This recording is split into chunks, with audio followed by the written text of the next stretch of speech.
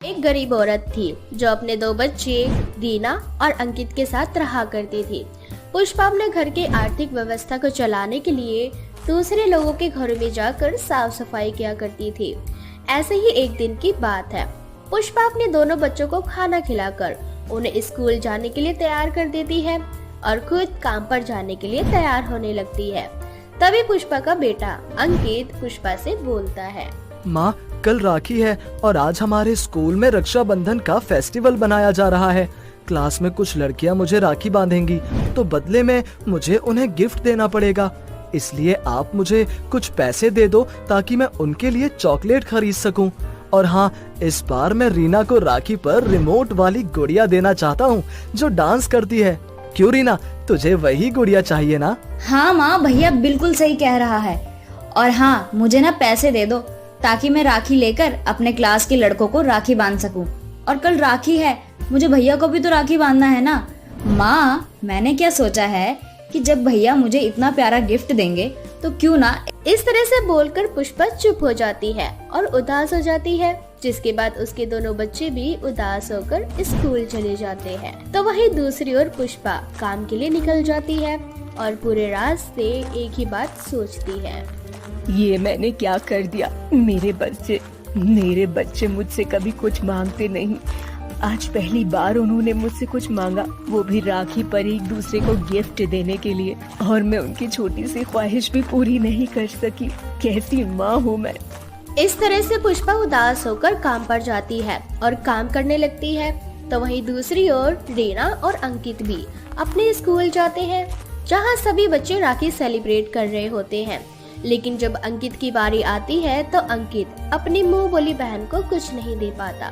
तो वहीं दूसरी ओर रीना भी अपने क्लास में जिस लड़की को राखी बांधती है उसे वह एक सिंपल सी धागे वाली राखी बांधती है। पर फिर भी सभी बच्चे राखी के पवित्र त्योहार को बड़े ही धूमधाम के साथ बनाते हैं। इसी तरह से अब अंकित और रीना घर आ जाते हैं, जिसके बाद रीना अंकित से बोलती है, भैया मैं क्या सोच रही थी, जब शाम को माँ आएंगी ना तो हम दोनों कान पकड़ के उनसे माफी मांग लेंगे। पर वो क्यों? क्या भैया, तुमने देखा नहीं किस तरह से माँ हम दोनों को डांटने के बाद उदास हो गई थी। मैं माफी नहीं मांगूंगा। तू और माँ हमेशा मुझे ही सुनाते हो, हमेशा मेरी ही गलती निकालते हो। मैं जा रहा हूँ जंगल में परी को ढूंढने। काका और गांव वाले हमेशा बोलते हैं अपने गांव के पास वाले जंगलों में परी रहती है। आज जब मुझे वो परी मिलेगी तो मैं उससे बहुत कुछ मांगूंगा। इतना बोलकर अंकित गुस्से में घर से निकल जाता है, जिसके बाद रीना भी बोलते हुए अंकित के पीछे पीछे जाती है। भैया रुक जा, जंगल में परी नहीं बल्कि चुड़ैल होती है। तू कभी माँ और मेरी बात क्यों नहीं सुनता? रीना अंकित को रोकने की काफी कोशिश करती है, पर अंकित नहीं रुकता और जंगल के अंदर चला जाता है। रीना भी अंकित का पीछा कर रही होती है, लेकिन उसका पैर एक पत्थर से टकरा जाता है और रीना नीचे गिर जाती है। और जब रीना उठकर अंकित को देखती है तो अंकित उसकी नजरों से गायब हो चुका था, जिसके बाद डरते हुए रीना खुद से बोलती है, भैया कहाँ चला गया? अब मैं भैया को कहाँ से ढूंढूं? अगर किसी चुड़ैल ने भैया को कोई नुकसान पहुँचा दिया तो? हे भगवान, अब मैं क्या करूँगी? माँ को क्या जवाब दूंगी? भैया को ढूंढना ही पड़ेगा। इतना बोलकर रीना अपनी नजरों को चारों तरफ दौड़ाती है, लेकिन उसे अंकित कहीं नजर नहीं आता। तभी कुछ देर बाद उसको किसी की आवाज सुनाई देती है, कोई मुझे बचाओ। ये किसकी आवाज है? इस आवाज को सुनकर तो ऐसा लग रहा है जैसे कोई बहुत दर्द में हो। इतना बोलकर रीना उस आवाज का पीछा करती है और देखती है कि एक अपाहिज औरत जिसका एक पैर कटा हुआ है और दूसरा पैर एक पत्थर के नीचे दबा हुआ है, वो दर्द के मारे तड़प रही है। उसे दर्द में देख रीना जल्दी से उसके पास जाती है और उस बड़े से पत्थर को उसके पैर से हटा देती है, जिसके बाद वो औरत रीना से बोलती है, तुम्हारा बहुत बहुत शुक्रिया बेटा, जो तुमने मुझ जैसे अपाहिज की मदद की। आज अगर तुम नहीं होती तो शायद मेरा दूसरा पैर भी नहीं होता। पर इतना बड़ा पत्थर आपके पैर पे कैसे गिरा?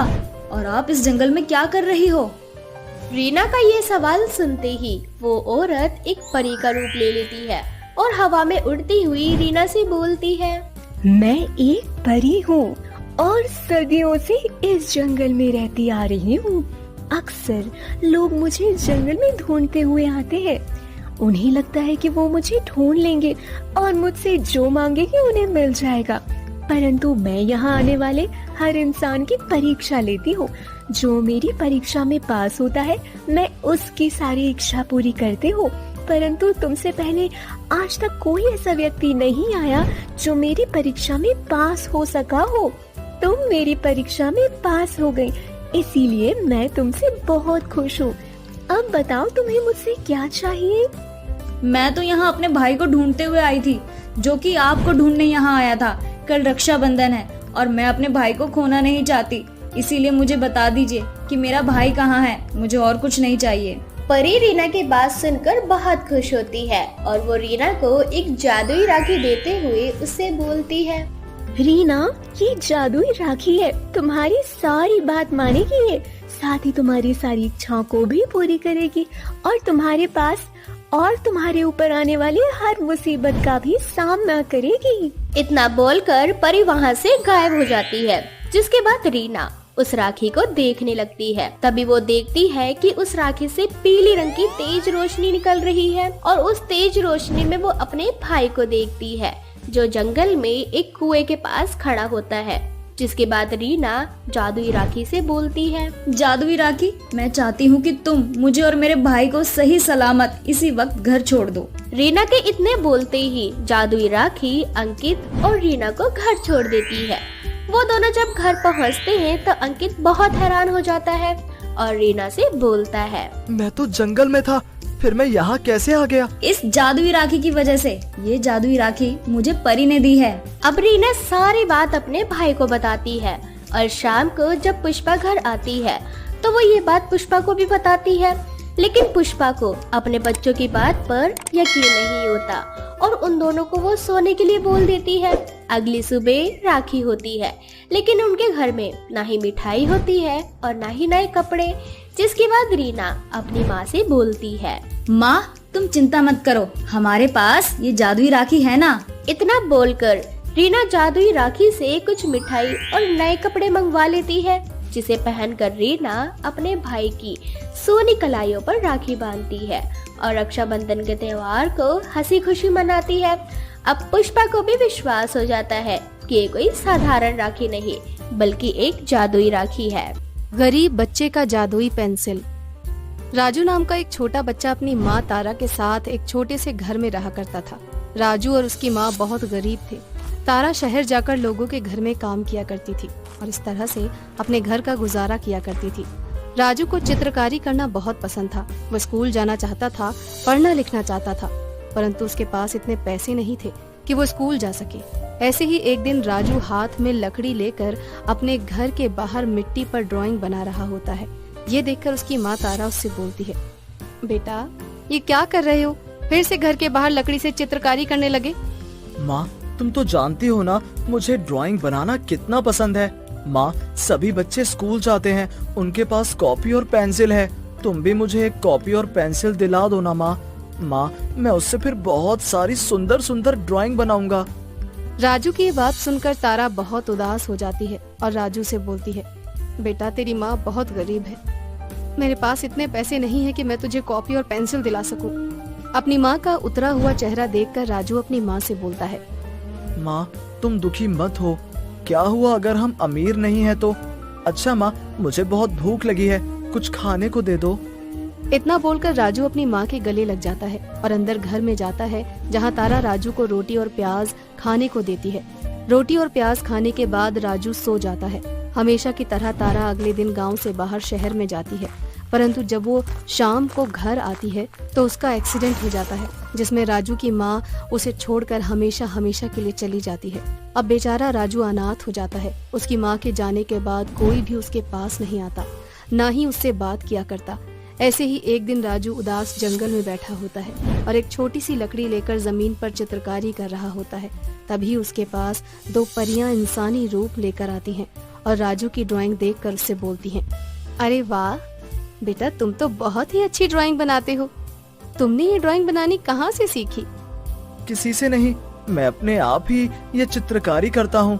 मुझे चित्रकारी करना बहुत पसंद है और मेरी माँ हमेशा मुझे बोलती थी कि मेरी जैसी चित्रकारी कोई नहीं कर सकता।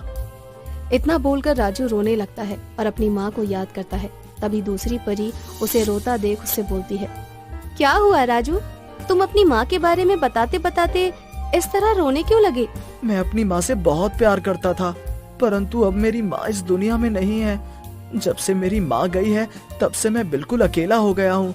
मैं कभी जंगल से फल तोड़कर खाता हूँ तो कभी लोगों के सामने हाथ फैलाता हूँ। जब तक मेरी माँ थी तब तक मैं कितना खुश था। राजू की बात सुनकर वो दोनों परियां अपने असली रूप में आ जाती हैं और एक परी राजू को एक पेंसिल देते हुए कहती है, राजू, हम दोनों कोई साधारण इंसान नहीं बल्कि एक परी है। हमें ये जादुई पेंसिल दी गई थी और हमसे कहा गया था कि हम इस जादुई पेंसिल के सही हकदार तक इस जादुई पेंसिल को पहुंचाएं। बस इसीलिए हम दोनों ने इंसान रूप लिया और पृथ्वी लोक पर आकर हम ऐसे व्यक्ति को ढूंढने लगे जिसकी चित्रकारी अद्भुत हो। और देखो राजू, इतनी मेहनत करने के बाद आखिर हमें तुम मिले। तुम इस जादुई पेंसिल के असली हकदार हो। तुम जादुई पेंसिल से जो कुछ बनाओगे वो तुम्हें मिल जाएगा, परंतु एक बात याद रखना, ये जादुई पेंसिल सिर्फ तुम्हारे इशारे पर ही चल पाएगी। तुम्हारे अलावा किसी और ने इस पेंसिल का प्रयोग किया तो वो साधारण पेंसिल की ही तरह काम करेगी। साथ ही साथ अगर तुमने कभी लालच किया या अपने स्वार्थ के बारे में सोचा तो ये जादुई पेंसिल जलकर राख हो जाएगी।